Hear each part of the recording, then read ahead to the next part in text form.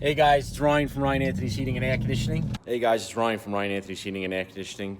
Today I'm Ryan from Long Island Building and Contracting Consultants. These Fujitsu mini splits, they have 4 options. Did a quick case study on a block that I actually grew up in West Babylon. So now we're on. Yeah. We're on the Ryan Show. We're on the Ryan Show. Ryan Anthony's Heating and Air Conditioning and Long Island Building. But we named it. What's the name of it? Inside the minds of Success. So we're in your mind right now. I am a success in my own mind. Yeah, right. Yes.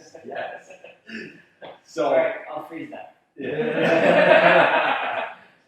There you go. Yeah, so basically, like we discussed, I want to get the message out to the youth of at least where I grew up, town Babylon, kids that Born, raised, and raised, and now my business is here. employing a number of people from the town. Yes, which is great. I wish I could employ more Awesome. that were interested in this profession, which we always talk about. Yep.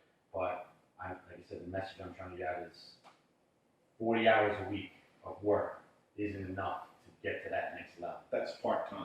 Yes, that's part-time. And who better to ask than Rich? So I guess I'll say how I met Rich.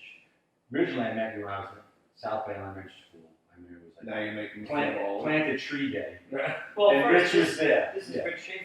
This is Rich. Well, everyone knows Rich. Yeah. Well, Well, in case you're in Riverhead. We can go into those credits later. But that's how I met Rich, town supervisor, town of Babylon, years ago.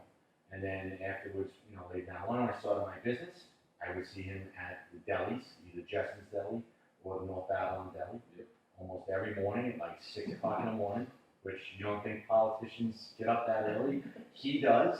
I've never seen a man work harder than him. Even on a Sunday at the gas station, I would see him early going to a service call. most productive part of the day. And he would be up at the gas station 6:30, 7 o'clock on a Sunday, going to do whatever you were doing. Heading to the office. Heading to the office. But how many events you have a day? Oh, yeah. Every day. Meetings. Yep, the Yeah. schedule for town supervisor Yeah. is 24/7. It's Yeah. like being the 7-Eleven of the town. But he does it to a T, and it's all good. And then we became closer as I got closer with the Russo brothers. Pete and Jimmy Russo, Pete and Jimmy. one of my brothers. Yes. Yeah. And people don't know this part, but Rich married my wife and I at Town Hall in 2018, and then married us again. Oh, actually, my mom doesn't know that. Mom, if you're watching, We've given away the secret now. But my wife wanted to go back to school at William Roll Lindenhurst as Mrs. Burnett. So we Yes. got married at Town Hall first, and then we had the ceremony at the In wedding. late September. September 28th. Yeah. And we were out in West Hampton. West Hampton. Yeah. So Rich came and married us. So I can only marry in the town. So that's why we had to do it at the town hall. We did it for everybody else. And Alyssa wanted to, Like an official, official was in town hall, and then Yes. So Rich has basically gone from seeing him at a young age at school to seeing him in the gas station, seeing him in the delis, to he's family. We refer to him as Absolutely. So, I pick his brain all the time. Very successful guy. And And the good thing about Ryan is, and this is what I always noticed about him, anytime I talked to him or engaged with him, he knew how to look you in the eye. He knew how to communicate. See, and I tell a lot of the younger people that we hire at the town, young men and women, and it's the first thing I notice about how does the person come off, how are they engaging, and he was always just, and you can tell customer service, attention to detail, and was inquisitive. Didn't act like he knew everything, but would be curious about various things going on in the town. So we always would have good conversations. When we went into them. And that's I think what you're trying to do, which is terrific, is trying to get people, younger people, to basically focus on who they are, what they want to do, and don't just think about the moment, but come up with a game plan and always have a plan A, a plan B, a plan C, a plan D, a plan E. Because any of those plans could go awry, and you always got to have a fallback position. I think kids today feel like if they start in something, they have to be successful within 6 months to a year, and that's just not Less. easy. It's just not going to happen. It's my vision was, even when in my teens, was work your butt off your 20s into your 30s so I could be there for my family. Right. And I always had that mindset, so that always helped. I think that needs to be drilled into a lot of minds nowadays. So people ask me, how did I get started? And I started in politics when I was about 11 or 12 years old. My good friend was a kid named Jeff Downey. His brother was running for Congress back in the 70s. And we worked on the campaign. We delivered flyers and we made phone calls. And we did all the kind of the grunt work. Right. And we kept continuously doing the grunt work year after year after year after year. Paying your dues. Yes. And so when I got back from college and I had a political science degree and I was starting law school, I went to work for a local assemblyman, Pat Halpin, a guy named Patrick Halpin. And Patrick had me come in and he said, okay, I'm going to give you these 4 projects and I'm going to have you create them from start to finish. And of course, I made a bunch of mistakes, I made a bunch of successes, but I worked my butt off. Right. In fact, to the point where one of the projects required, it was helping homeowners challenge their tax assessments. So a lot of people felt they're overtaxed or overassessed, and I educated them on how to file the grievance with the town of Babylon to show them how to reduce it. And it involved a lot of home sales and recent home sales and putting a case together, basically a legal case that we would present to the town. Showing them how to help. And these are average homeowners who knew nothing about this, who were intimidated by it. But I set up clinics at the local libraries and the work I did on that one was the most rewarding because we got about 500 families reductions in their home assessments, which saved them money on their taxes, and they could use for other things for their family. But at the same time, I worked my butt off, and the work I did. I mean, I remember being in Halpin's office at 2 in the morning, Xeroxing stuff and putting all the files together. There weren't emails then, right? There were no emails then. No, no cell phones, no emails. it was a can with a rope and but we had no cell phones. We were just having beepers and that one. What year was that? That was 1985. 85 and 86. So it was, but it was so rewarding, and I remember it well. And to this day, there are still people who I interacted with there who remembered it and still live in the town. They're older now, but why I stress it is because it took a lot of work to do that, but I learned so much from it. And you use the phrase "paying the dues." That's what I did going through getting my career going was to pay the dues and put the hard work in. Well, you probably, like myself, I'm sure you do, probably still feel like you're putting your dues in. All the time. All the time. And Yeah. I think that's the mindset you have to have. I wake up if I don't feel I've learned something today, I feel I've been a failure. And that's what I live by. I live by a couple of things. One is that if I haven't learned something, or I haven't had somebody teach me something, whether it's about them, their culture, their background, a particular type of job, livelihood, if I don't feel I've learned something, I feel like it's been a waste of a day. The other thing that I stress, and I do a lot of work with, over the last probably 5 or 6 years, a lot of work with kids who've ended up in having addiction issues. I was going to bring that up. With drugs and alcohol, mostly drugs, and we've had a serious issue going on with heroin and overdoses. We were pretty much in good shape until the virus hit, and a lot of people, just because of the anxiety and the panic and all the things, are back on that. We've done a good job at getting our. And that was Saturday mornings, right? You were Saturdays. So it was Saturdays, Sunday mornings. Sunday morning. When I would do, I would have a couple of kids come over to my office and we would sit and talk about their week, about things going on. Have had a lot of success stories on that, but one of the books I give them right away to read is called Ego is the Enemy. And it's by a guy named Ryan Holiday. And if you Google him, you'll see Ryan Holiday has got a website and he's got almost like a life coach type of person. And I get a daily email, I'm signed up on his email list, and he sends out various different statements Yeah. about the advice, quotes, and things, and I use that with them, and I tell them, look, the only reason why you've ended up in trouble is because your ego, because you felt your way of solving your addiction issues or dealing with whatever demons you're dealing with was the best way. Right. And you kept trying and trying and trying to get through it, and you refused to recognize that there's outside sources or resources or people that can help you. And you couldn't put your ego aside to be able to ask for that help, because we all need help.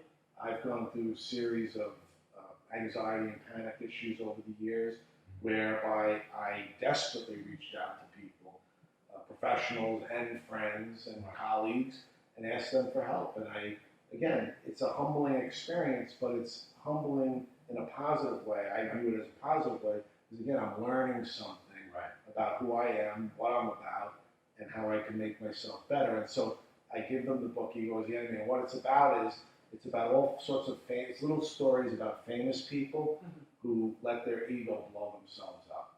Business people, sports figures, rock stars, who were up here and then crashed and burned because they couldn't get out of their own way.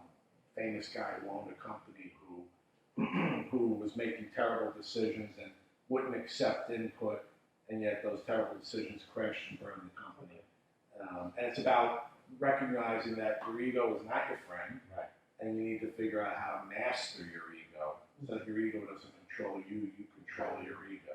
I feel like that's like, I don't want to say popular, but like, and I don't know if it's because of me, but my wife was always big into mindset, and I guess I was doing it without really acknowledging it, you know, looking into that. Like I always had goals, and, like now people talk of vision boards and stuff like that. Like I always had those things. You were doing it, but I didn't know because that I've was a watched thing. you, but I've watched you grow up. Yes.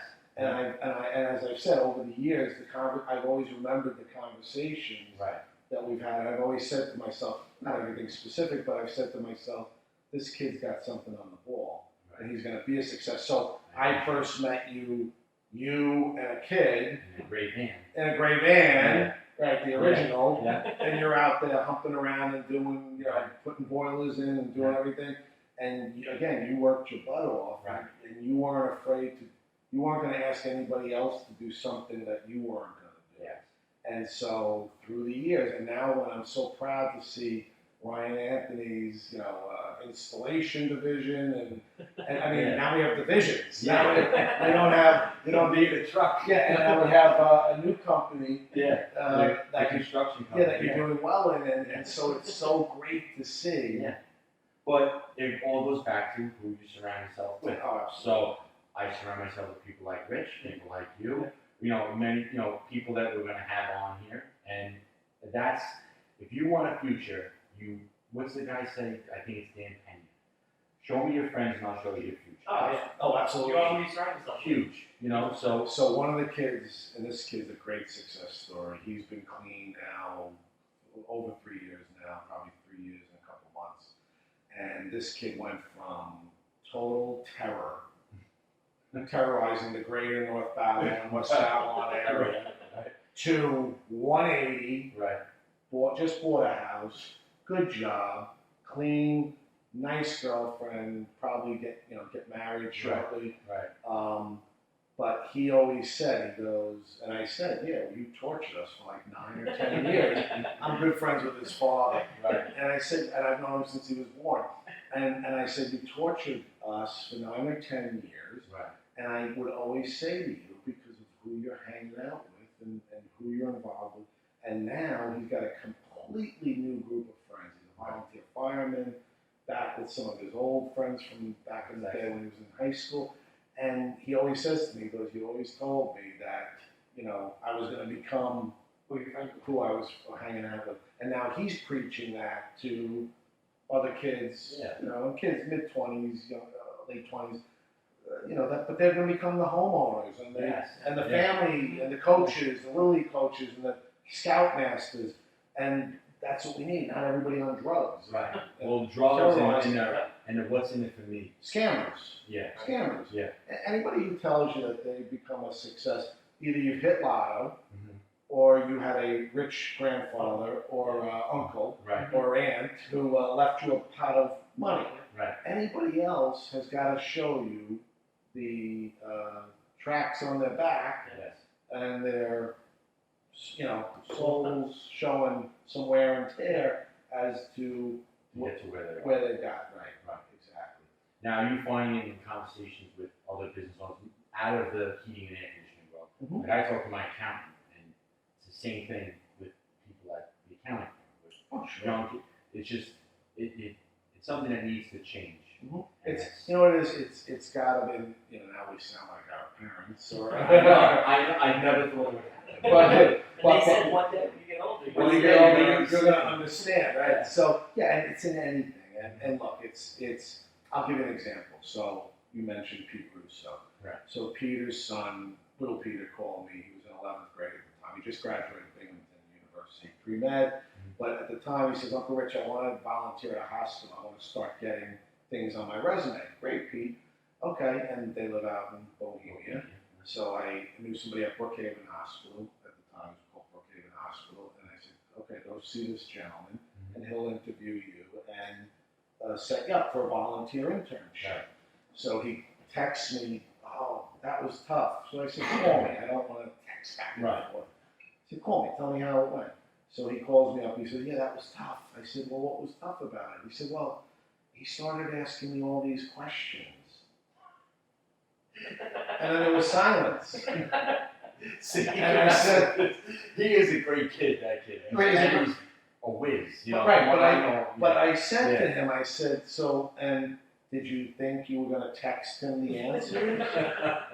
And he goes, well, I was sitting right there with him. And I said, that's what an interview is. I said, talking. I said, your Yeah. problem, and look, I love you, buddy, and you're smart, Right. and you get 96s and 20. I said, but this is your problem. Yeah. I said, you can't have a conversation Through text, right? through text. It's not going to work. And so over the years, and I've gotten him into, and like I said, he did his 4 years at Binghamton. It's sad we didn't get to go to his graduation ceremony. I think they're trying to have something later on. But anyway, through the years, I've seen him mature so much, and because I've spent a lot of conversations with him, pounding away at Right. how, and like I said about you, looking people in the eye, Right. talking directly to each other. Not this is good for efficiency, Right. but this shouldn't be your whole life. No. And it should be allowed, and that's where I think these kids Bringing it back to basics. bring it back to basics. Yes. And old school, it says old school, and Yeah. I went for some reason old school so bad, but old school was a more respectful, Old from school's what- great. how I grew. I mean, my parents are tough on me, but it made me who I am, Yes. and I appreciate it. I now. just came from, I was with a couple of our workers. We just opened a Geiger Park Horticultural Center. Nice. It's beautiful. Yeah. I mean, they My dad would love that. send them over Yeah. because it's now officially open. Okay. There are people exercising and walking, and there's all sorts of beautiful plants and bushes. Safely though, with Absolutely. They Masks. have masks. They're hard. We measured 6 feet. Yes, exactly. So we are We're okay. Yeah. Well, what's good is they were talking about one of the older women came up to me and she said, "This is great, Schaffer. This is great. We love it. We live right over here on West 24th Street." And then we just got into talking about the workers who were there, and she said, "Those workers are terrific." And they came over and she said, "I can't believe they're so young, but yet so respectful and so." And then she got into a whole conversation about remember when, and I said, so one of the kids says, "Well, no, my parents make me pay rent." And this is an 18-year-old, kid, summer job kid. Yeah. And I go, and his name was Nick. I go, "Nick, really?" He says, "Yeah, no, my parents told me I got to give them a couple of bucks for, I'm living here, I'm at food." And I said, "Wow." I said, "When did you start?" They said 16. Awesome. Because he was working, Right. I don't know, the jumpy place or whatever, the Sky Zone or Yeah. whatever. But again, he was giving her, whatever. And I said, yeah. And then you opened a bank account and you learn how to, make your Manage bills money. out, manage money. I said, you're gonna be a million miles ahead And of everybody. everybody else, and you're gonna stand out when you go for an interview for a real job. My mom did that with me, with credit card. I think I had a credit card when I was like 14, 15. But to show you, Yeah, to show me and have it and build it. and it wasn't to run out and go, go. And it was scary too, because I remember when you first get it, you're like, you know, what if I don't pay? What if I don't? And the bill comes. Yeah. You can't run out and buy the girlfriend the diamond necklace. Yes. No, I was very. K Jewelers. Yeah. No, we're not anymore. Listen. Melissa would not. Yeah. You better be going on. I know. Good. You know, I love when you work so hard. You know, it's more money. Nice things. No, my wife's. She's very good. She puts up with you. Absolutely. If you put up with me with a smile, You're in good shape. good. Yeah. But And no, plus, you know, Dean Colton and oh my God, you're very fortunate. See, and that's why you've worked so hard all your life. Every phase. If you wanted to do the Ryan story, right? right. You have every phase, and you've gotten everything you deserve because of how hard you work. Not because you have a lucky star over here. There's a little bit There's of some Yeah. luck. Yeah, But but the luck only goes with how much you work. yes. exactly, because the only way you're going to get that reaction back from people, Right. or they're going to have a good sense of who you are and feel they can trust you, Right. and say, okay, I'm going to turn over my house or my Yeah. my Basement, heating my system, my boiler. I'm going to turn it over to this guy, and you've heard horror stories before, and yet everyone on your staff is like top notch also Yeah. because they take after you. Yes. And it shows, and it's a great thing, and that's if you're. Well, I learned from. But if you give it, and that's what you want to tell younger people is take advantage of all of the people who are around you. Yes. Don't waste these opportunities to tap into their brains. Or knowledge and learn mistakes that maybe they already made it. You don't have to. Bingo. But still, sometimes you'll hear those stories, and then you'll still get, I can do it better. Yeah. You fail, and you're like, yeah, she'll listen, but it's all right. But it's Ego is the enemy. Yes. Yeah. Absolutely. Back to the book. I like that book. I'm gonna have to get that. Oh, Ryan Holiday on Amazon. I should write to him because I've been giving out a bunch of copies of it. I'll That's make awesome. sure you get Yeah, I one. would like to get one of those. Yeah.